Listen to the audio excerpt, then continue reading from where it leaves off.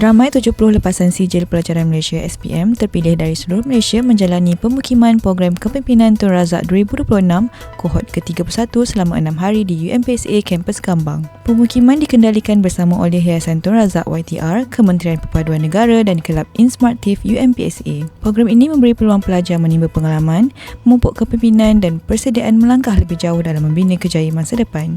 UMPSA memeterai memorandum persefahaman dengan Aviation Australia sebagai langkah strategik memperkukuh kerjasama dalam bidang aeroangkasa dan pembangunan bakat industri penerbangan. UMPSA sentiasa menekankan keperluan universiti untuk kekal relevan dengan mendengar keperluan industri dan masa hadapan.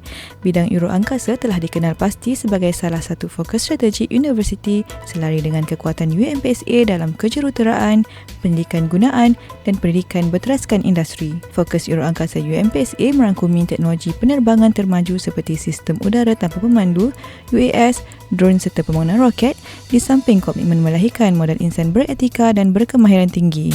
UMPSA dan Perbadanan Taman Negeri Pahang memeterai kerjasama strategik bagi memperkukuh bidang pendidikan, akademik dan latihan teknikal berkaitan kelestarian alam semula jadi. Kerjasama ini sebagai platform terbaik untuk universiti menyumbangkan kepakaran dalam bidang kelestarian dan pembangunan komuniti. UMPSA sentiasa menyokong agenda pelancongan melalui khidmat nasihat pakar dan program kesedaran alam sekitar bersama komuniti serta kelestarian dan keusahawanan.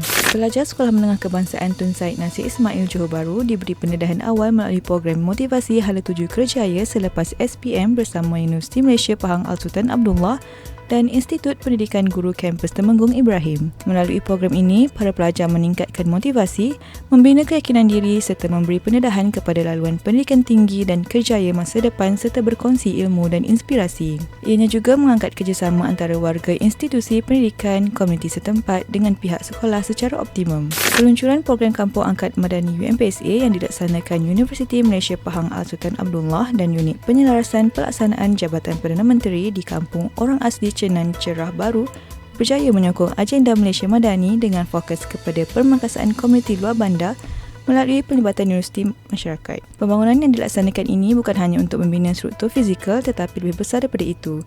Ia adalah usaha membina masa depan, harapan dan keyakinan masyarakat setempat terhadap arus kemajuan negara. Universiti Malaysia Pahang Al-Sultan Abdullah memperkukuh hubungan strategik Malaysia-China melalui penganugerahan China Ambassador Scholarship 2025 kepada 30 pelajar cemerlang UMPSA. Majlis tersebut disempurnakan oleh Duta Besar China ke Malaysia, Tuan Yang Terutama H.E. Ouyang Eugene dan Naib Chancellor Profesor Teknologis Dr. Yatimah Alias. Penganugerahan beasiswa ini mencerminkan hubungan persahabatan yang kukuh serta kepercayaan berterusan antara UMPSA dan Republik Rakyat China dalam usaha melahirkan graduan berdaya saing di peringkat global. Kerjasama UMPSA dengan Kedutaan China telah memberi manfaat kepada puluhan pelajar UMPSA.